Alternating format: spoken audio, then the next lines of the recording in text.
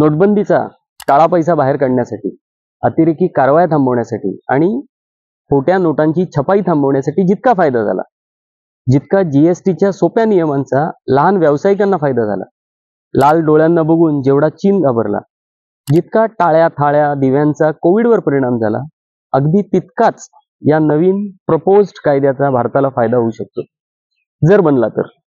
One nation one election.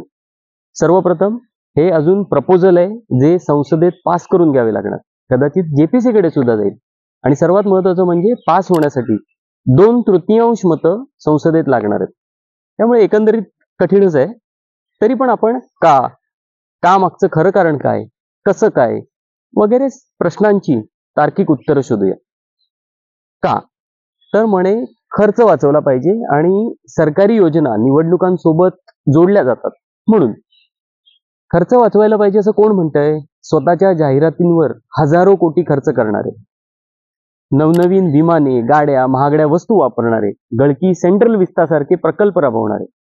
पण खरं कारण हे आहे की त्यांना सारखं सारखं मतदारांसमोर हात जोडायचे नाहीये.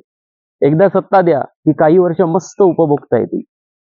खरं तर सध्याच्या लोकशाहीत मतदारांना फक्त निवडणुकीच्या वेळेस भाव मिळतो. निवडणुकीच्या वेळी महागाई आटोक्यात येते.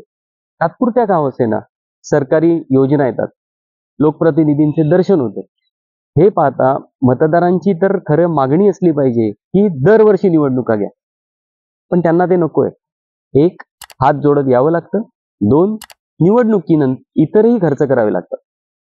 खरं तर वन नेशन वन इलेक्शन असं कोण म्हणतंय?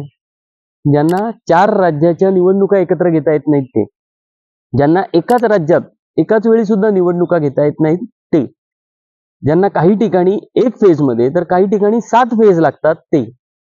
मग एकत्र निवडणुकांसाठी एवढा फौजफाटा आणणार कुठून? 3-4 पट मशीन्स लागणार, तो खर्च वेगळा. आणि जर मध्येच एखादे राज्य सरकार पडलं तर तिथे म्हणे फक्त उर्वरित काळासाठी निवडणुका घेणार.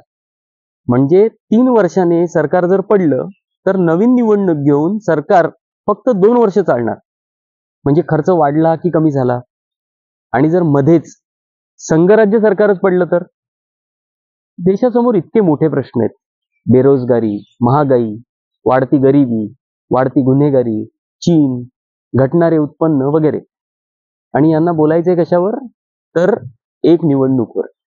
बाय द वे, ते उत्तर कोरियात 1 देश, 1 पार्टी, 1 निवडणूक इतकंच नाही तर 1 मीडिया, 1 चॅनल, केस कापण्याचे सुद्धा ठरलेले प्रकार, असे अनेक नियम आहेत. हे फक्त तुमच्या माहितीसाठी. असो, इंडियन व्हॉइसला लाईक, सबस्क्राईब करून सपोर्ट कराल अशी अपेक्षा. धन्यवाद.